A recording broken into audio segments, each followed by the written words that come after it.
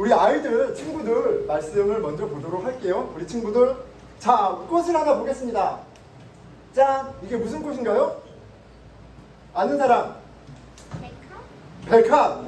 예, 그러네. 백합처럼 예쁘네요. 자, 그런데 백합은 아닌 것 같아요. 무슨 꽃인가요? 네, 우리 친구가 무궁화라고 얘기했습니다. 예, 아주 잘했어요. 무궁화.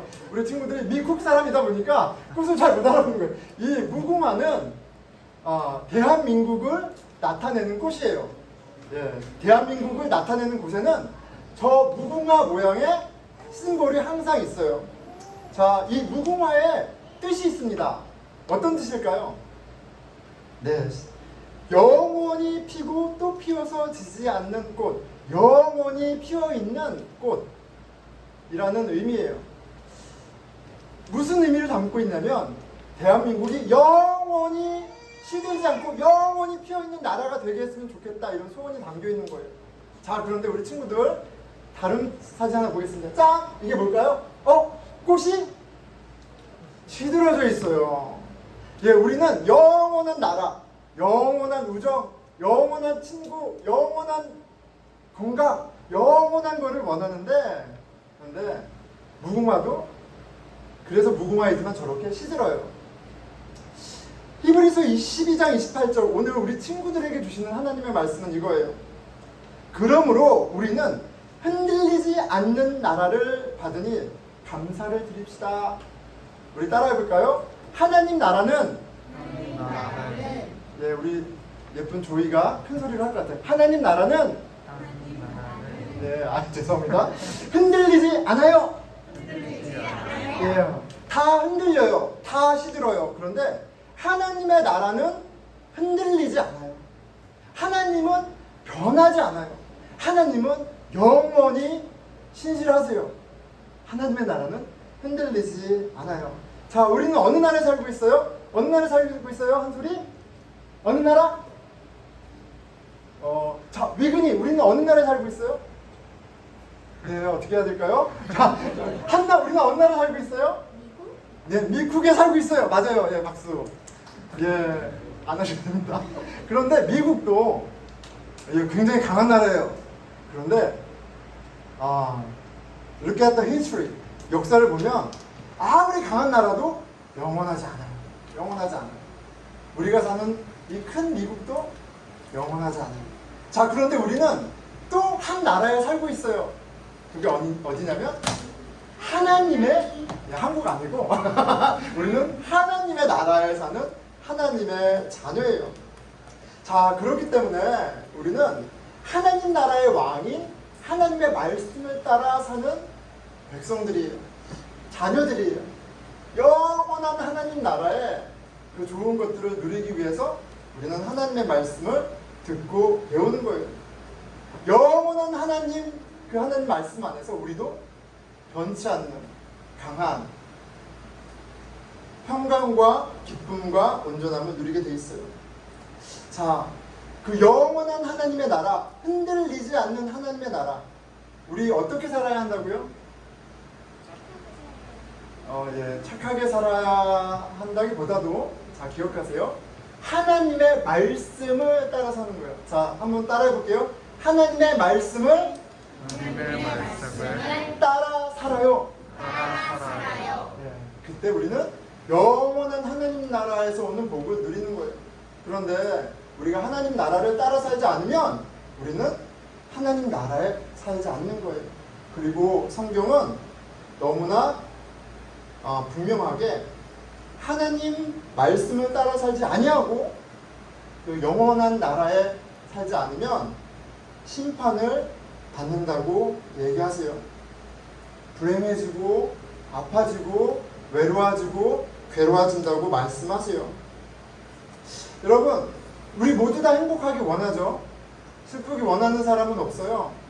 그런데 영원한 행복은 하나님 나라에 있다는 걸 꼭 기억했으면 좋겠어요. 우리는 우리를 위해서 우리의 죄를 대신해서 죽으시고 부활하셔서 우리로 하나님 나라에 들어가게 하신 그 하나님, 예수님을 알아가면서 그 하나님 나라를 배우고 또 누리는 거예요. 그래서 하나님 나라 자녀처럼 흔들리지 않는, 하나님처럼 온전한 아름다운 그런 자녀로 자라나요. 자, 우리 같이 기도했으면 좋겠어요. 내가 원하는 나라, 내가 원하는 것들도 영원하지 않아요. 하나님만 영원하세요. 하나님의 나라만 영원하고 의지할 만하고 살만한 거예요. 하나님, 우리 친구들에게 그 영원한 변치 않는 너무나 강한, 흔들리지 않는 그 하나님의 나라를 가르쳐 주세요. 우리 선생님들하고 같이 히브리서 말씀 볼 때 그 영원한 하나님 나라가 무엇인지 질문하게 하시고 또 배우게 하시고 또 엄마 아빠하고도 같이 알아가게 해주세요. 우리 친구들 위해서 함께 기도하겠습니다. 예, 하나님 나라 밖에는 심판이 있다 하셨습니다. 하나님 나라 안에 영원한 생명이 있습니다. 우리 친구들이 어린 나이에 그 하나님의 나라에 대해서 관심을 갖게 해주시고 세상과 비교할 수 없는 그 하나님 나라를 소원하는, 소망하는 그런 은혜가 있게 해주십시오.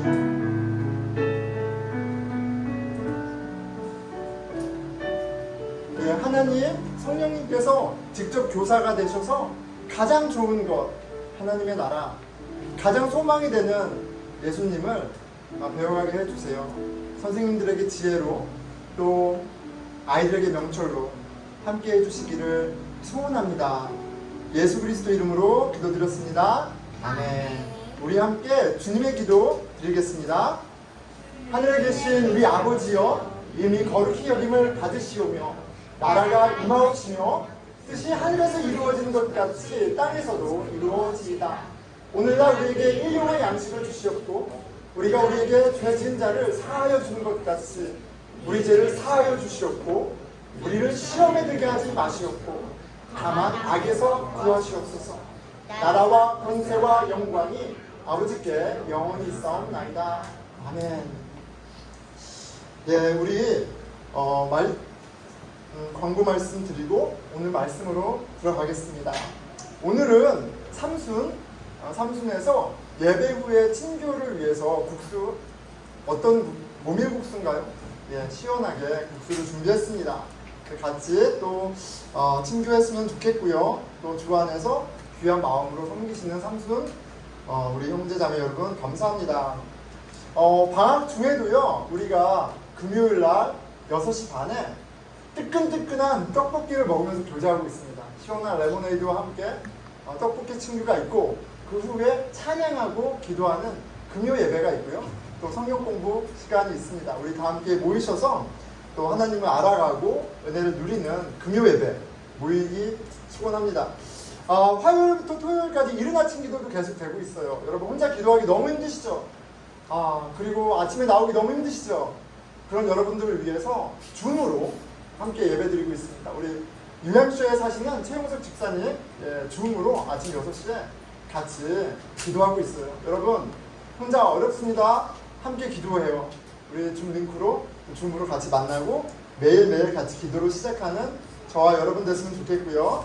자, 토요일 아침 달리기가 7시에 이 교회 뒤에서 우리 같이 달리기 하고 있습니다. 달리는 친구도 하니까요. 믿음 안에 교제했으면 좋겠습니다. 자, 우리 한번 고백하겠습니다. 빈손으로 왔다 빈손으로 가는 나그네 인생. 빈손으로 왔다 빈손으로 가는 나그네 인생. 네, 왕같은 제사장 선지자 인생.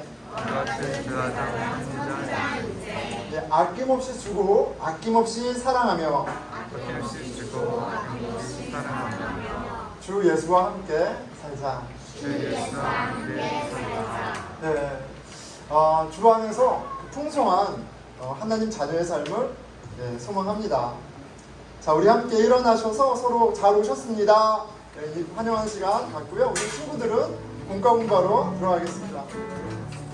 네, 우리 히브리서 말씀을 보고 있습니다. 히브리서 말씀을 보면서 지난주, 이번 주, 다음 주가 이제 다음 주 3주에 걸쳐서 히브리서 말씀을 보고 있는데요. 이번에 히브리서 말씀을 보면서 메인 메시지를 잡았습니다. 예수 안에 믿음으로 힘써 사랑하라. 이게 히브리서 말씀을 통해 저와 여러분에게 주시는 메인 메시지라고 생각해요. 지난주에 그래서 예수 안에 우리가 예수 안에 부름을 받았고 그 예수 안에 구원이 있고 예수 안에 정답이 있다는 걸 좀 살펴봤고요. 이제 우리는 그 예수 안에서 믿음으로 사는 삶을 산다는 것을 좀 설명하려고 합니다. 그리고 믿음으로 산다는 게 구체적으로 어떤 삶인지는 힘써 사랑하라. 다음 주의 말씀을 통해서 더 자세히 살펴보겠습니다. 그래서 오늘은 믿음으로 산다는 게 뭔가 우리 좀 같이 생각해보고 또 알아가는 은혜가 있었으면 좋겠습니다. 여러분 지금 우리가 서머 베케이션 기간입니다. 지금 이 뜨거운 여름 또 휴가철이기도 하죠. 휴가를 갔다 오신 분도 계시고 또 휴가 중인 우리 교우들도 많이 계시고 또 휴가가 계획되어 있는 분도 계시고 계획이 없다면 속히 계획하셔서 휴가를 다녀오세요. 휴가 필요합니다. 휴가를 다녀왔어요. 휴가를 다녀왔는데 저희도 이렇게 정말 너무 귀한 휴가를 다녀왔습니다. 2주 동안 그래서 우리 함께 제가 예배를 못 드렸죠. 그래서 다른 교회에서 예배를 드렸습니다. 아주 작은 교회에서 예배를 드렸어요. 제가 사진을 하나 가져왔습니다. 짠! 여의도 순복음 교회. 마드리드 여의도 순복음 교회. 문도 되게 조그맣죠? 예, 문도 안 보이네요. 작은 교회예요. 자, 예배당은 이런 모습이에요. 짠! 예, 지금 의자가 한 20개 남짓? 그리고 10명, 12, 13명 남짓의 아주 작은 그런 교회였습니다. 작은 교회였고요. 정말 이제 본교회를 떠나서 다른 곳에서 여행하니까 좀 꾀가 나더라고요. 그래서 제가 저희 누나하고 어머니한테 엄마 토요일날 엄마 아빠 내가 목사니까 가정예배 드시라고 얘기를 했어요. 그랬는데 아침에 딱 눈을 떴는데 이게 그러면 안 되겠다. 나도 좀 이렇게 예배 좀 마음이 편치 않더라고요. 그래서 계획 변경. 우리 같이 예배 드리러 가자. 그래서 이제 택시를 타고 갔습니다. 가서 이제 예배를 드렸는데 막상 갔는데 여의도 순복음교회 마드리드 지부교회예요. 근데 우리는 장로교니까 약간 결이 다르고 색깔이 좀 다르죠. 들어갔는데 이제 아담하고 그렇습니다. 옛날에 제가 설교자로 이 자리에 쓰기 전에 이렇게 함께 이제 회중으로 예배 드릴 때 저는 한 가지 습관이 있었어요. 왜냐면 가장 맨 앞자리에 앉는 게 제 습관이었습니다. 그런데 이제 오랜만에 회중으로 예배를 드리니까 그냥 자연스럽게 발이 앞으로 가서 이제 맨 앞자리를 찾는데 저 조그만 예배당 안에도 벌써 앞자리를 한 분씩 차지하고 있더라고요. 한 50대 후반쯤 되시는 집사님이 좌우로 진짜 이렇게 딱 자리 잡고 계셔서 딱 뒤에서 예배를 드렸습니다. 예배를 드렸는데 그 예배를 드리는데 이렇게 몇 가지 계속 제 눈에 계속 보이는 것들이 있어요. 바로 대각선에 그러니까 제가 송화자매 하얀색 옷 입고 있는 송화자매 자리에 앉았다면 대각선에 한 집사님이 이제 PPT를 이렇게 하고 있는 거예요. PPT를.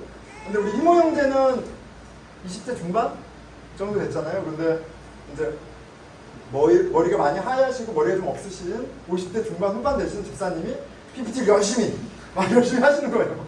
근데 그게 계속 이제 여기는 이렇게 어른이 하시는구나. 근데 또 뒤에 보니까 그 적은 인원 가운데도 젊은 사람들이 몇 명 있어요. 예, 그런데도 그분이 그렇게 하시더라는 거죠. 예배를 드렸는데 이제 설교의 스타일도 좀 많이 달라요. 그런데 첫째 주는 핵심이 구원과 심판이었어요. 예, 잘 못 들어보네. 구원과 심판. 예, 그래서 예. 그리고 둘째 주에는 기도였어요. 기도. 목사님이 일갈하시더라고요. 기도 안 하는 거 다 핑계야! 이렇게 일갈하시더라고요. 그래서 찔리고 저희 아내도 찔리고 예, 좀 나왔습니다. 기도.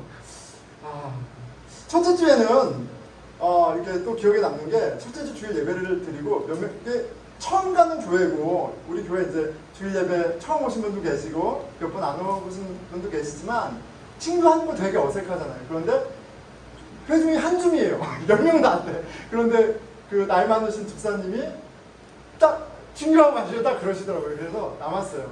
저희 누나는 간다 그랬는데 우리 친구하자 해서 친구실에 갔더니 이제 그 집사님 두 분하고 그날 오신 강사 목사님 한 분, 선교사님하고 한 테이블, 저랑 한 테이블, 한 대여섯 명 자매들, 저희 아내랑 어머니랑 이렇게 거기 집사님들 한 테이블에서 이렇게 두 테이블에 이제 앉았는데 조그맣죠. 근데 제가 좀 이렇게 보면서 조금 허걱하는 게 있었어요. 뭐냐면 그날 친교 메뉴가 뭐였냐면 짜장면이었어요.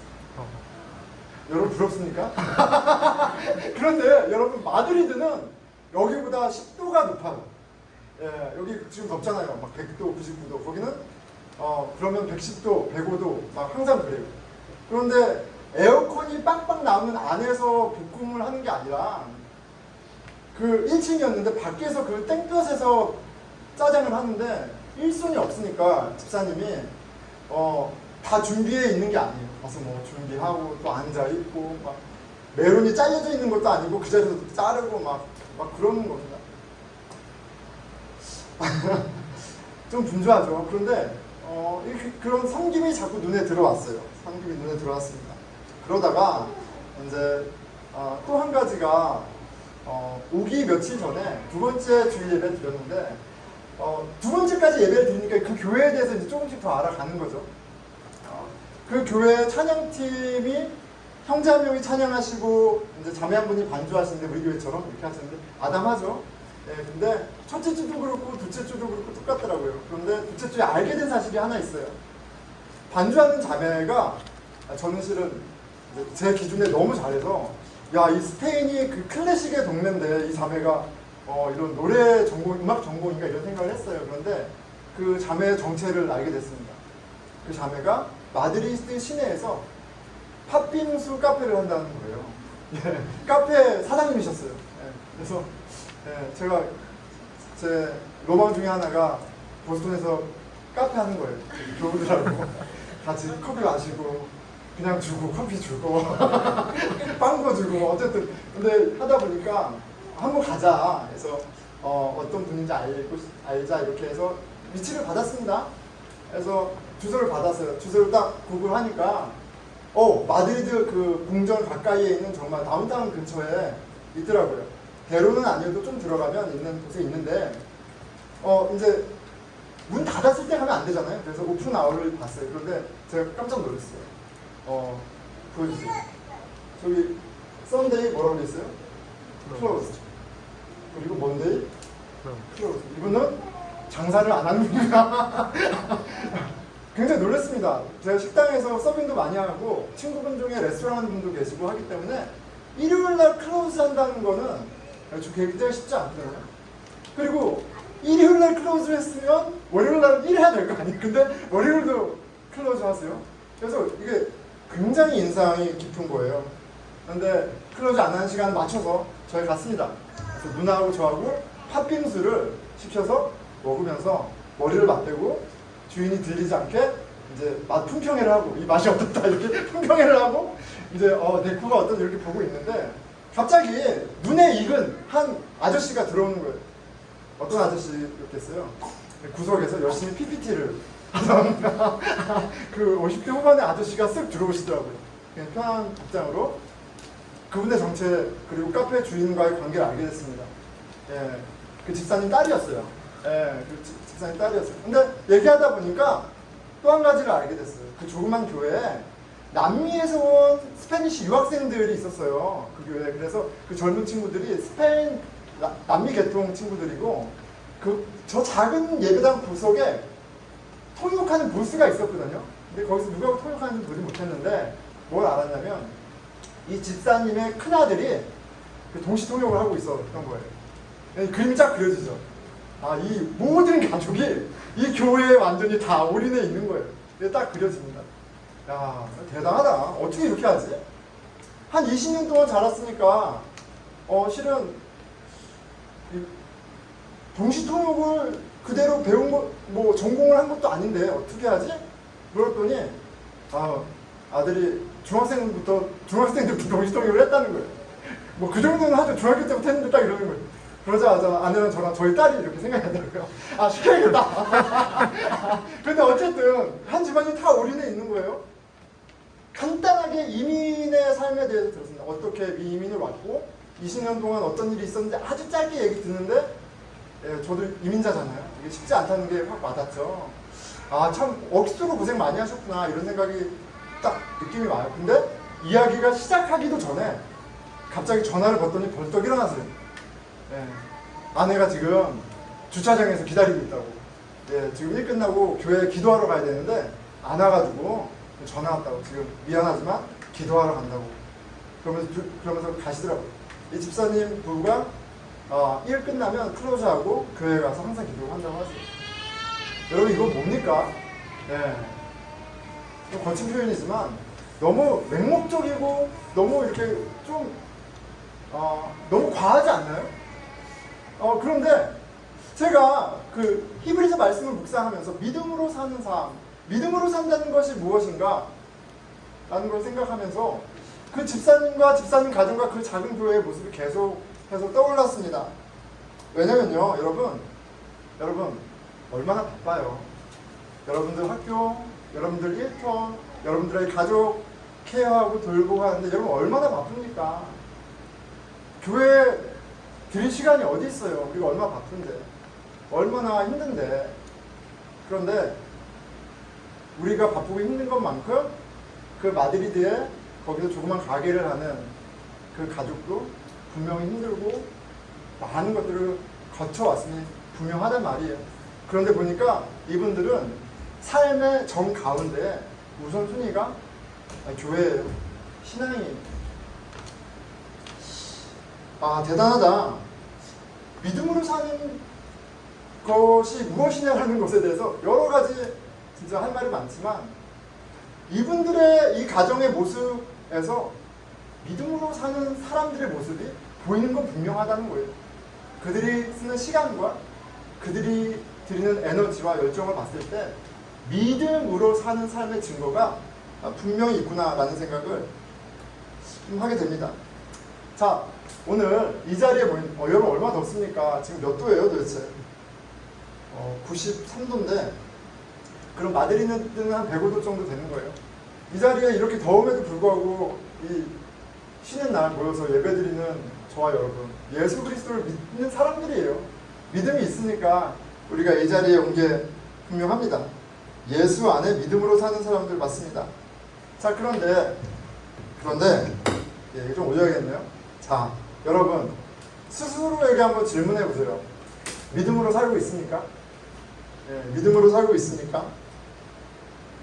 여러분 무엇으로 여러분이 나는 예수 안에 믿음으로 살고 있어요 라고 말할 수 있어요? 여러분들 증거가 뭐예요? 여러분들의 증거가 뭐예요? 나도 말할 수 있고 다른 사람들이 봐도 야, 저 친구는 예수 안에 하나님 나라를 삶의 가장 큰 가치를 두고 사는 진짜 믿음으로 사는 사람이구나 라고 말할 수 있는 증거가 무엇입니까? 오늘 말씀을 통해서요, 궁극적으로는 그래요. 답은 예수 안에 있습니다. 믿음의 주요, 믿음을 주시고 믿음을 이루시는, 믿음을 잘하게 하시는 우리 주 예수 그리스도를 다시 주목해서 보는, 예수님을 같이 보기를 격려하는 은혜가 있기를 축원합니다. 더불어 믿음이 뭔지 한번 돌아보고요, 나는 어떤 믿음으로 살고 있는지, 내 믿음의 모양은 무엇인지 말씀을 통해 점검해 보면 좋겠어요. 자, 오늘 본문은 믿음으로 제가 굉장히 지리할 정도로 긴 구절을 읽었는데 우리가 너무나 쉽게 확인할 수 있는 게 있어요. 뭐냐면 믿음으로 사는 삶에는 믿음의 결정과 믿음의 행동이 있다라는 거예요. 그냥 세상과 똑같은 삶을 살고 똑같은 걸 추구하는 사람을 믿음으로 사는 삶이라고 얘기하고 있지 않아요. 아브라함이 어떻게 했어요? 본토 아비의 집을 떠났어요. 갈 바를 알아서 떠난 게 아니라 갈 바를 알지 못하는 상황에서 믿음으로 떠났다라고 얘기해요. 하나님의 약속을 믿음으로 떠났다라고 얘기해요. 믿음이 그로 하여금 일반적이지 않은, 상식적이지 않은 엄청난 결정을 하게 합니다. 행동을 하게 해요. 자, 그러니까 믿음으로 사는 삶은 반드시 믿음에 합당한 증거가 있어야 돼요. 증거가 없는데 난 믿음이 있다라고 말할 수 없어요. 성립이 안 돼요. 그게 오늘 본문이 보여주는 첫 번째 포인트입니다. 자, 그런데 나의 증거는 뭐지? 내가 믿음으로 살고 있다는, 예수님 안에 살고 있다는 하나님 나라의 가치가 내 최고의 가치라는 것을 보여주는 증거가 뭐지? 근데 몇 개 잘 모르겠어. 그런데 여러분, 히브리서는 굉장히 중요한 사실 한 가지 가르쳐줘요. 우리가 잘 다루지 않는 포인트를 굉장히 명확하게 다룹니다. 믿음이 없으면요, 하나님께 순종하는 사람이 없으면요, 심판받는다라고 얘기하고 있어요. 성경 어디에 지옥에 대한 얘기가 있고 그런 얘기가 있으니까 질문하시는 분들은 히브리서를 보세요. 히브리서는 심판에 관해서 너무나 명확하게 얘기하고 있습니다. 히브리서 10장 26절에서 27절입니다. 우리가 진리를 아는 지식을 받은 후 짐짓 죄를 범한 즉 다시 속하는 제사가 없고 오직 무서운 마음으로 심판을 기다리는 것과 대적하는 자를 태울 맹렬한 불만 있으리라. 지금 심판을, 그를 맹렬히 태울 불에 대해서 경고하시는데 그 대상이 누구냐면 교회 밖에 있는 불신자들을 얘기하는 게 아니에요. 성령으로 믿음을 얻은, 예수님을 아는, 하지만 믿음의 삶을 살지 않는 배신한 사람들에 대해서 너무나 명확하게, 겁나게 경고하고 있어요. 맹렬히 불타는 불이 그들을 기다리고 있다. 여러분, 믿음으로 사는 것은 그렇기 때문에 우리에게 옵션이 아니에요. 믿음으로 사는 게 우리가 살 수 있는 유일한 길이에요. 여러분 생각해 보십시오. 내가 그래도 신앙생활을 하고 어릴 때부터 예수님을 알고 구원받았다고 생각했는데 정작 죽고 나서, 아니면 예수님이 돌아오셔서 내가 하나님의 웰컴을 받는 것이 아니라 오히려 심판을 받는다면 그것만큼 당황스럽고 그리고 괴로울 일이 어디 있겠어요. 믿음으로 사는 것은, 내가 믿음에 합당한 열매를 맺는 것은 너무너무 중요한 거예요. 믿음의 열매가 없으면 심판이 있기 때문에 그렇습니다. 이건 히브리서만의 말씀이 아니에요. 이미 예수님께서 동일한 말씀을 하셨어요. 마태복음 7장입니다. 그들의 열매로 그들을 알지니 가시나무에서 포도를 또는 엉겅퀴에서 무화과를 따겠느냐. 이와 같이 좋은 나무마다 아름다운 열매를 맺고 못된 나무가 나쁜 열매를 맺나니 좋은 나무가 나쁜 열매를 맺을 수 없고 못된 나무가 아름다운 열매를 맺을 수 없느니라. Good trees bear good fruits, bad trees bear bad fruits. 믿음이 없으면 믿음의 증거를 낼 수가 없고, 믿음이 있으면 믿음의 열매를 맺는 게 당연해 라고 얘기하시면서 19절에 이렇게 얘기하세요. 아름다운 열매를 맺지 아니하는 나무마다, 믿음에 합당한 증거가 없는 자마다 찍혀 불에 던져지느니라. 이렇게 있어요. 이러므로 그들의 열매로 그들을 알지니. 여러분, 무엇을 명확하게 얘기해 주시는 거예요? 믿음은 열매로, 증거로 확인된다는 사실이에요.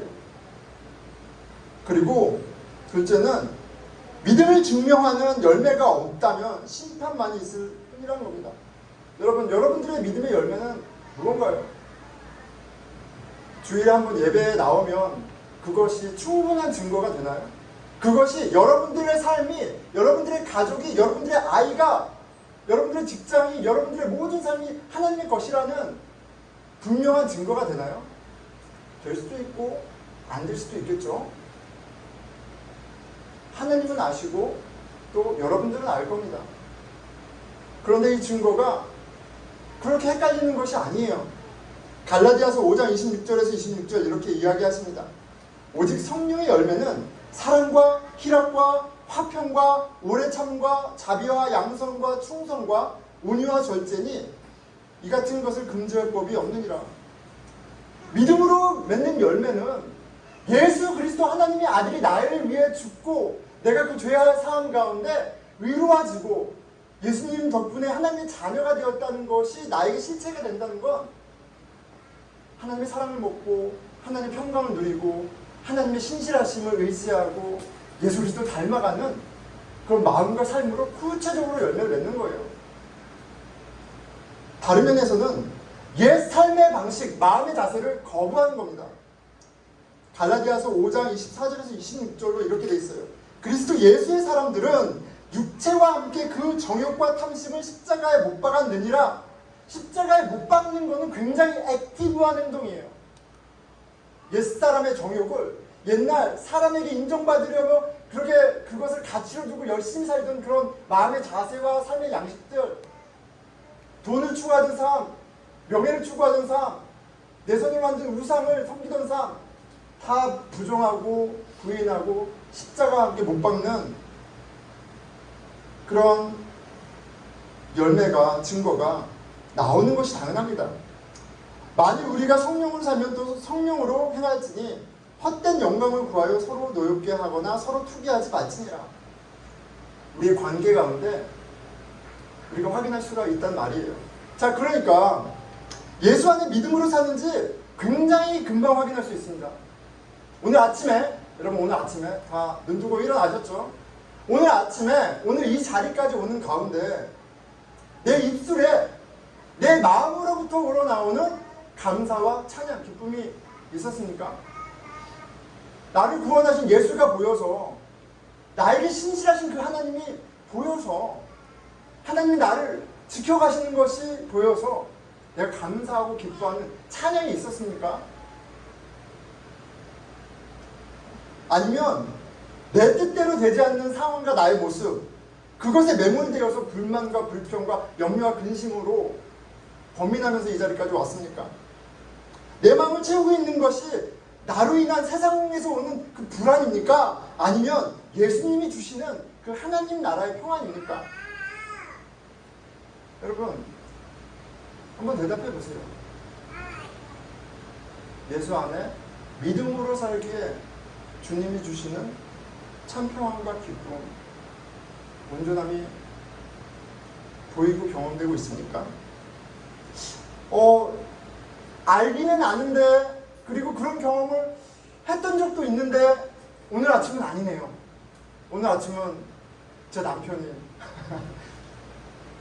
제 아내가, 제 아이들이, 내가 아직 마치지 못한 어떤 프로젝트가, 어떤 일이 나를 누르네요. 뭡니까? 내 믿음은 뭡니까? 자, 믿음이 무엇인지에 대해서 오늘 본문 첫 번째 절이 가르쳐 줍니다.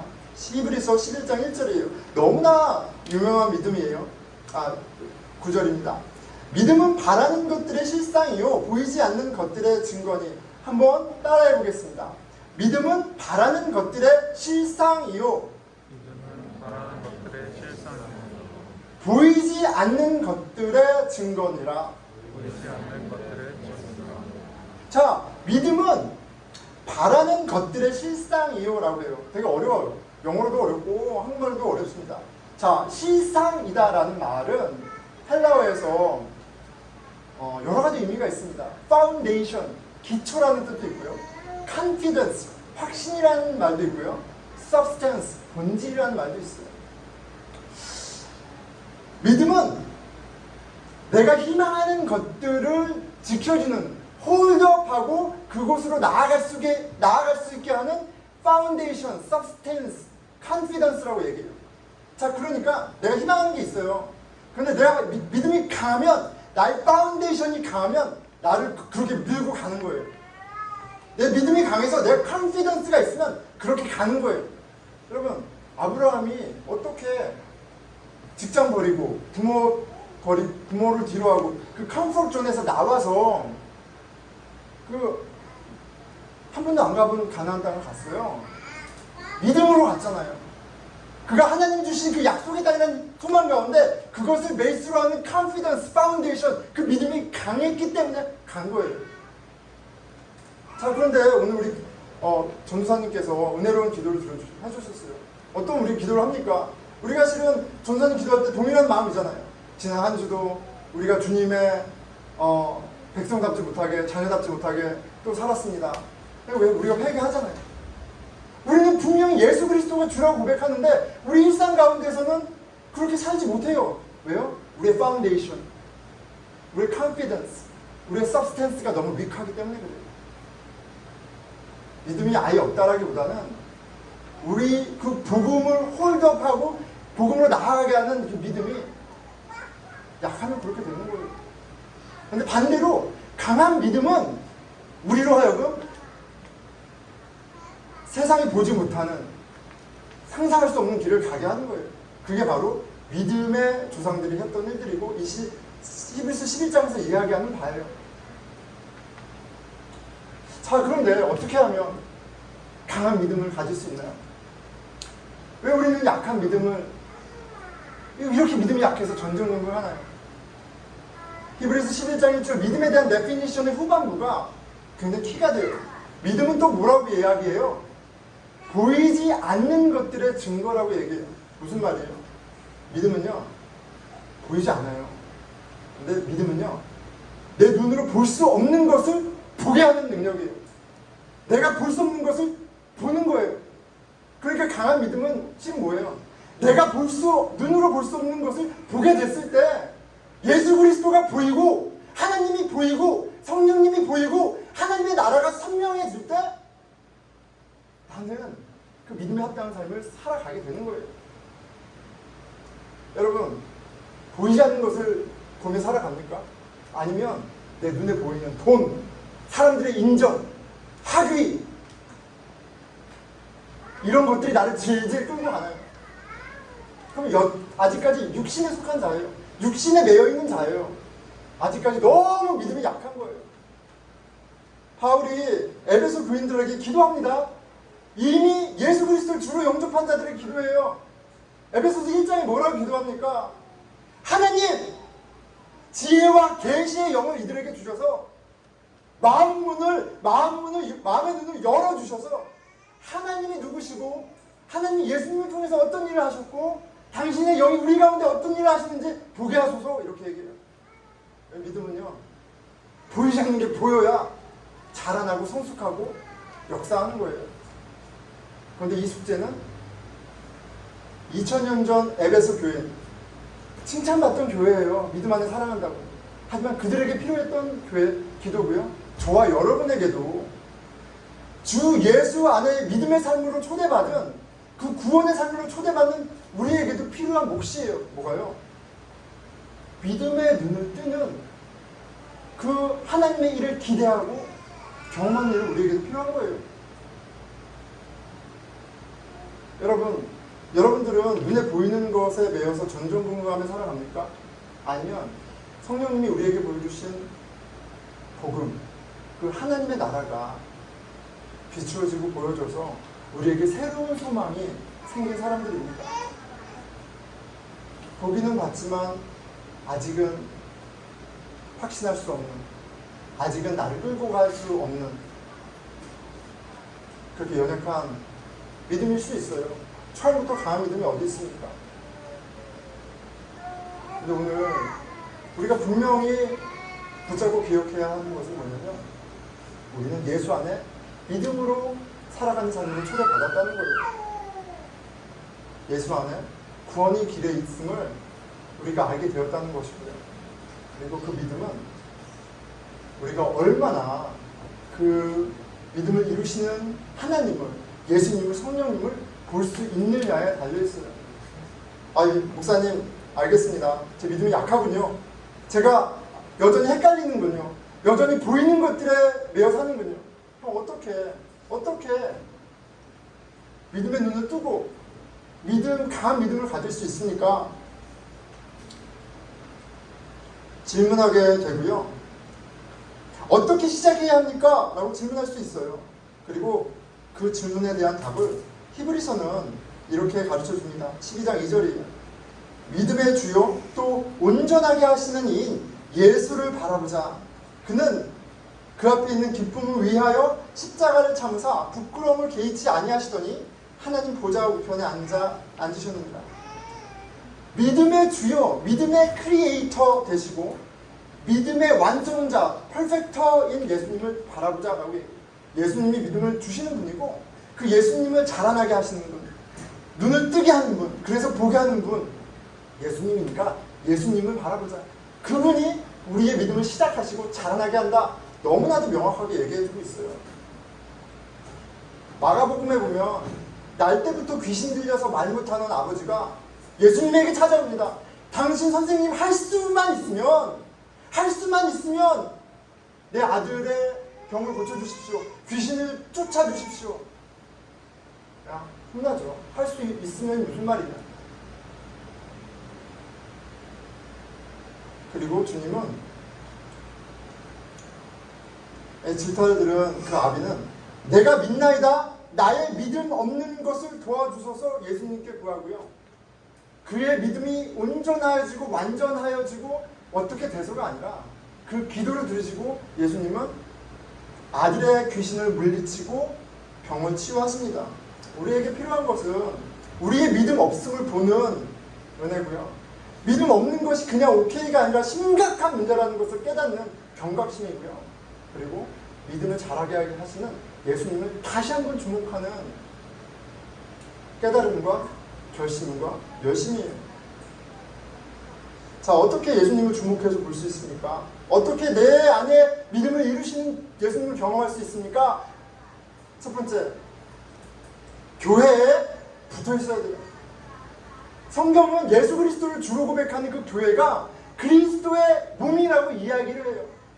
하나님은 예수님을 만나는 그 길을 막 추상적이고 막 이해할 수 없는 방법으로 묶어놓지 않으셨어요. 그리스도의 몸된 교회를 통해서 나에게 믿음을 선물로 주시고 내 믿음을 자라나게 하시는 하나님 나라를 보여주는 그 일을 하신단 말이에요.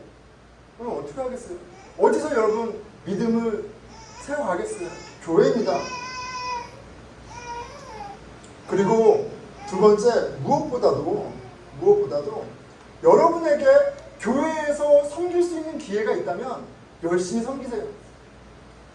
여러분, 예수 그리스도의 몸된 교회를 경험하는 것은 믿음이 자라는 혜택이에요.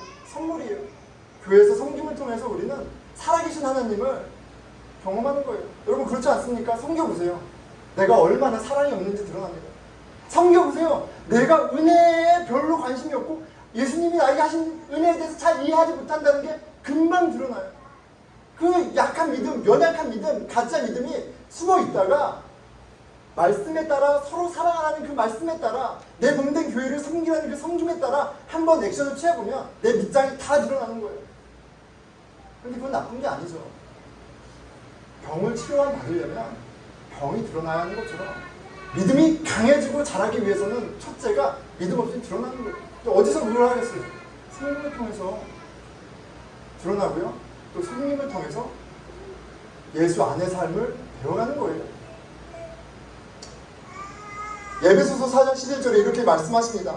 그가 어떤 사람은 사도로, 어떤 사람은 선지자로, 어떤 사람은 복음을 전하는 자로, 어떤 사람은 목사와 교회로 삼으셨으니 하나님께서 하나님의 일꾼들을 세우세요. 리더들을 세우세요. 근데 목적이 있죠. 12절. 이는 성도들을, 여러분들을 온전하게 하여 봉사의 일을 하게 하며 그리스도의 몸을 세우려 하심이라 이렇게 얘기하고 있습니다. 이 잘하는 교회, 사역 잘하는 교회, 으쌰으쌰 하면 멋들어지게 하는 교회가 아니라 그리스도의 몸을 세우기 위함이라 얘기해요. 근데 그리스도의 몸이 뭐예요? 우리예요. 그래서 13절이 말이 되는 겁니다. 우리가 다 하나님의 아들을 믿는 것과 아는 일에 하나가 되어 온전한 사람을 이루어 그리스도의 장성한 분량이 충만한 데까지 이르리니 우리가 하나님의 아들 예수 그리스도를 닮아가는 그 여정, 예수 안에 믿음의 삶을 초대받았을 때 막연한 것이 아니란 말입니다. 하나님의 법에 순종하며 나의 의가 아니라 나의 열심이 아니라 예수 그리스도에게 받은 의, 예수 그리스도를 통해 받은 은혜로 사랑하고 하나님 자녀됨을 경험하고 온전하여지는 건 교회 안에 있는 거예요. 성님의 자리를 통해 우리는 그 믿음의 신비를 체험하는 겁니다. 여러분, 어떻게 믿음 생활을 시작해야겠어요? 어떻게 우리의 믿음을 키워가야겠어요? 우리의 몫이 뭐겠어요? 첫째, 교회에 붙어 있으세요. 둘째, 교회에서 섬김의 기회를 내가 뭐 한번 해주지 이렇게 착각하면 안 돼요. 하나님이 나를 자라게 하시는 기회라고, 영적인 혜택이라고 이해해야 합니다. 말씀을 맺을게요. 여러분, 스페인에서 여행하면서 많은 걸 깨달았는데, 첫째는 여행은 부부만 가는 거예요. 부부만 가는 건데, 예, 가족 좋죠. 근데 부부만 가세요. 그리고 둘째는 스페인의 이민자의 삶이 그 이민자의 삶에 녹록치 않은 그 거친 흔적을 보고 왔어요. 잠깐 얘기해봐도 묻어나잖아요. 그 이방인의 땅. 아무도 그 마드리드 스페인 수도에 이민자가 3,000명뿐이 안 된대요. 얼마나 촉박한 겁니까? 그 상처의 흔적을 살짝 보고 왔어요. 나그네 인생이 어디나 고단하구나, 이걸 보고 왔습니다. 그 멋진 나라, 그 관광지의 삶. 다른 사람이 오면 관광지에서 살면 거기도 광야죠. 스페인의 뜨거운 광야에서 살아남고 살아가는 그들에서 믿음의 증거를 봤습니다. 저는 그분들 다 모르지 않아요. 그분들에게 왜 결점이 없겠어요? 그분들이 완벽하겠어요? 그렇지 않죠. 그런데 제 눈에 하나님이 선명하게 보여주신 게 있어요. 그들의 열심으로 그들이 교회를 세우는 게 아니라 하나님이 주신 은혜가 그 가정을, 그 한 분의 인생을, 나그네 여정을 지켜가고 있다는 사실을 보게 하셨습니다. 그 뜨거운 햇빛과 더운 바람에도, 그 거친 이민자의 삶에도 마르지 아니하고 시절을 쫓아 과실을 맺는 한 그루의 나무를 보고 온 것 같아요. 시냇가에 심기운 나무, 예수 안에 뿌리 내린 교회의 모습을 그 집사님과 그 가정을 통해서 아주 조금 보고, 그 여운이 아직도 저에게 남아있습니다. 여러분, 우리는 예수 안에 참 평안과 기쁨과 구원, 온전함, 하나님의 나라를 상속받았다는 걸 믿는 사람들이에요. 우리는 예수 안에 정답이 있음을 믿는 사람들입니다. 예수 안에 믿음으로 살아가게 하시려고 저와 여러분들을 교회로 모으신 거예요. 교회가 되게 하신 거예요. 당신이 몸이 되게 하신 거예요. 믿음으로 살게 하려고, 믿음을 자라나게 하려고, 그 믿음으로 하나님의 나라를 이 땅 가운데 누리고 이루게 하시려고. 여러분, 주 예수 안에 믿음으로 사는 삶 점검하시고요. 그 좌표로 다시 바라보고 나아가는 저와 여러분 되기를 축원합니다. 절대로 신앙생활을 일주일에 한 번 꼽사리로 생각하지 마세요. 절대 그럴 수 없습니다. 여러분과 저의 삶에 교회는 신앙생활 중심에 있는 거예요. 믿음을 주시고 자라나게 하시는 예수님을 머리로 하는 몸된 공동체가 묵상만이 아니라 우리 모두의 최고의 가치가 되고 결정적인 정체성이 되는 게 맞습니다. 여러분, 화요일부터 토요일까지 이른 아침 기도가 있어요. 여러분, 얼마나 대단한 믿음을 가지고 계셔서, 얼마나 믿음으로 승리하면서 살기에 기도를 안 하세요? 여러분, 금요 예배 떡볶이 먹자고 모인 자리가 아니에요. 여러분들 믿음으로 살 그런 실력과 힘이 있습니까? 주님의 도우심을 구하고 나의 믿음 없음을 불쌍히 여겨주십시오 할 때 나를 붙잡아 주시는 주님의 은혜 손길이 필요하지 않아요? 여러분, 왜 예배 늦으세요? 15분 전에 오셔서 기도하세요. 믿음으로 사는 거라면, 믿음이 정말 우리의 가치라면 예배를 늦을 수가 없어요. 기도해야만 합니다. 삶의 센터에 들어오는 것이 마땅해요. 예수 안에 믿음으로 이 광야와 같은 보스톤에서, 이 나그네 인생에서 하나님의 나라를 개인과 가정과 직장에서 경험하는 저와 여러분에게 축원합니다. 기도하겠습니다.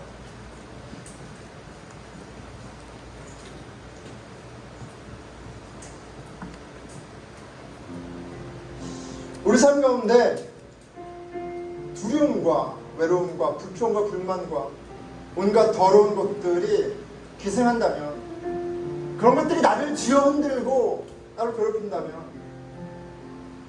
우리는 무엇을 믿습니까? 이 세상의 창조주요 주관자요 주권자인 하나님이 살아계시지 않은 것이 아니라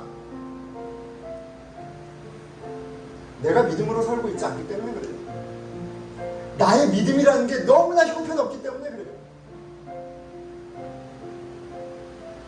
내가 세상에 넉넉고 있기 때문에 그래요.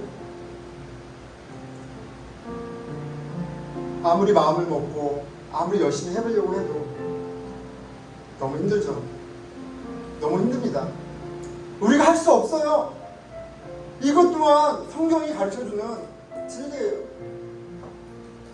그래서 예수님이 오셨고, 그래서 예수님이 예수를 주로 고백하는 사람들의 모임인 교회를 통해서 믿음을 주시고 믿음을 자라나게 하신단 말이에요.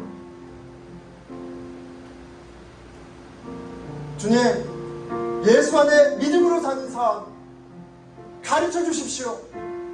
예수 안에 믿음으로 이 땅 가운데 하나님 나라를 경험하는 삶 바라보게 해주십시오. 우리 기도하겠습니다. 예, 하나님 아버지, 주님, 저희들 삶의 목표가, 삶의 가치가, 푯대가 더욱더 명확히 해줄 수 있도록 도와주십시오. 믿음의 주요 이루시는 예수 그리스도를 바라보는 예배, 경험하는 예배, 성경 공부와 기도 모임, 성도의 교제와 함께함이 우리 삶의 우선순위가 되게 해주십시오. 주님의 역사하심을 볼 수 있는 우리 마음의 눈을 열어주십시오. 우리가 부정할 수 없는, 부인할 수 없는 그 하나님 나라의 가치를 보게 해주십시오. 자, 우리 공동체를 위해서 기도하겠습니다. 우리는 그저 세상에서 받지 못한 위로와 인정과 어떤 무엇을 얻으려고 모인 게 아닙니다. 예수 안에 하나님이 시작하신 구원, 하나님의 나라, 평강, 정의, 기쁨, 그것을 보게 하셨고 그것을 누리게 하기 위해서 부르셨어요. 우리 공동체가 복음을 최고의 가치로 고백하고 증거하는 공동체 되게 해주십시오. 우리의 프로페션이 아니라 하나님의 나라가 우리 인생의 목적임을, 목표임을, 소명임을 고백하고 경험하는 공동체 되게 해주십시오. 우리 같이 기도하겠습니다.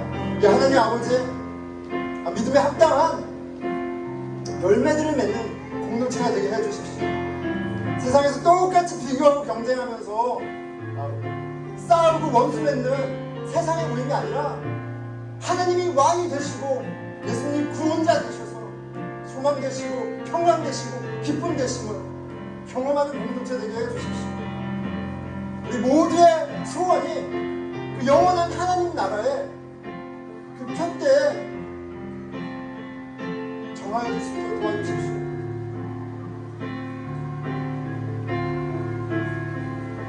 네, 우리 일어나셔서 마지막 찬양하면서 또한 기도하겠습니다. 주님께 나아가겠습니다.